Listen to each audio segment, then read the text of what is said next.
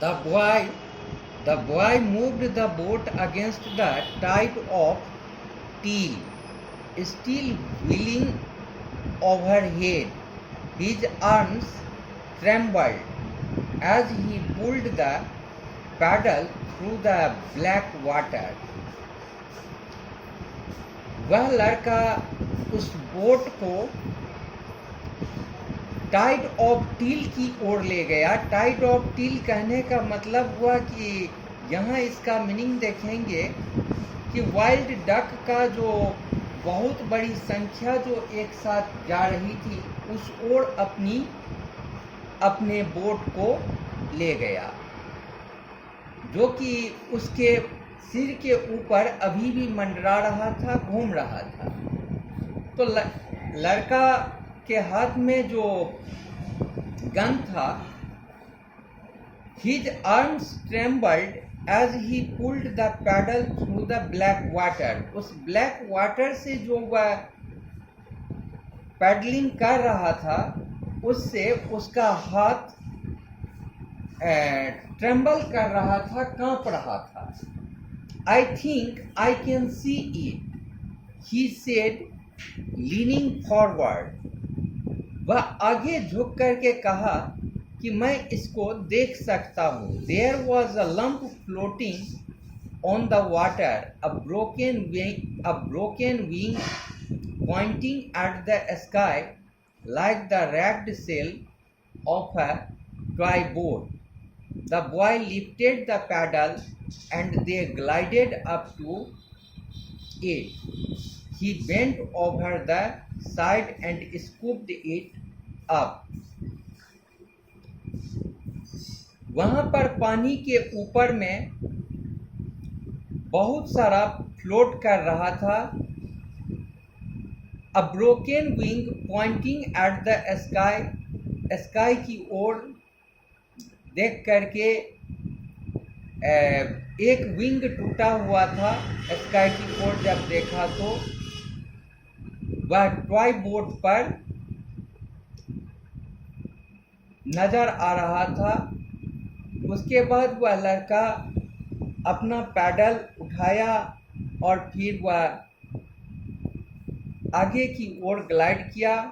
He bent over the side and scooped it up.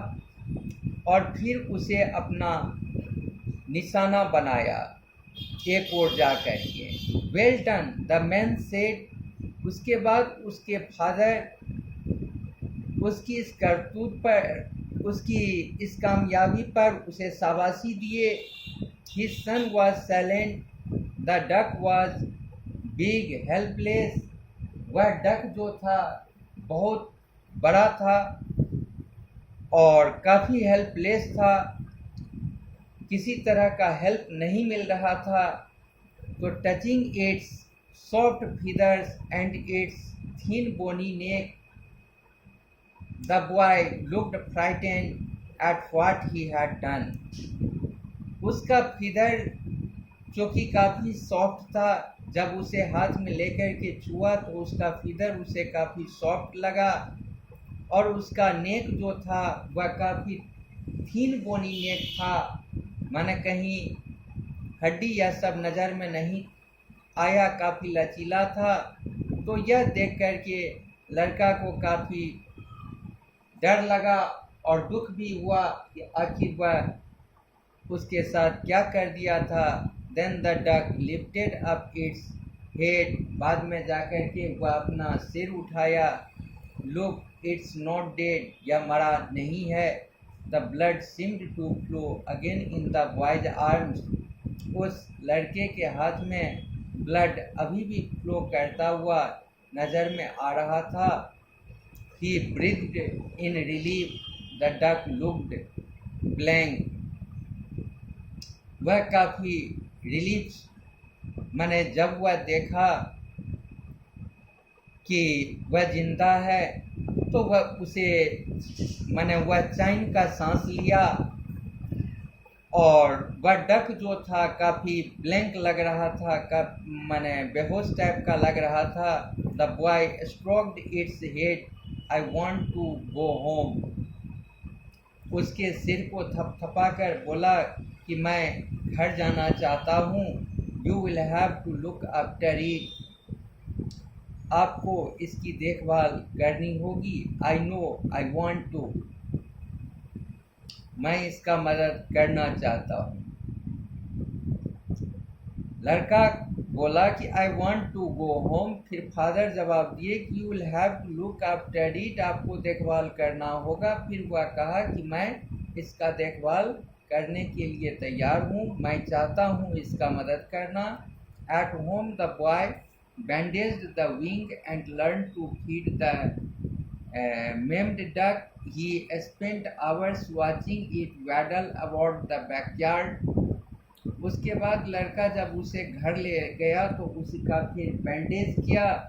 Bandage करने के बाद उसको फिर दाना पानी खिलाना भी सीख लिया और फिर वह घंटों उसका देखरेख करने में अपना समय बिताया।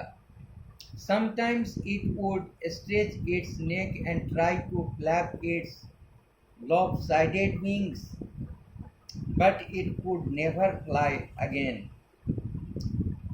कभी कभी वह अपने नेक को स्ट्रेच किया करता था, बढ़ा करके उठाने की कोशिश करता था और अपना फीदर को भी फ्लैप करने की, फड़फड़ाने की कोशिश करता था, लेकिन फिर भी वह माने ही वॉज नॉट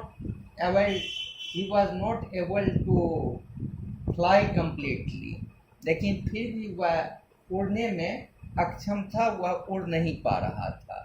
तो one day the man asked his son where is the gun. एक दिन फिर वह उसके फादर बोले कि गन कहाँ है। Now the boy is giving him the reply. He says कि I threw it away, कि हम उसको फेंक दिए। He said defiantly. Defiantly means in a proud manner, confidently. You what? Asked the man, shocked at his son defiance. It was mine. You gave it to me, but it didn't kill your duck. It gave you your duck. या तो आपके duck को मारा नहीं, या तो आपको duck दे दिया।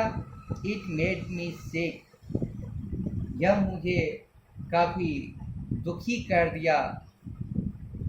The man felt the blood pumping in his head, and then he was filled with a sense of peace. He found he was relieved. The gun had gone.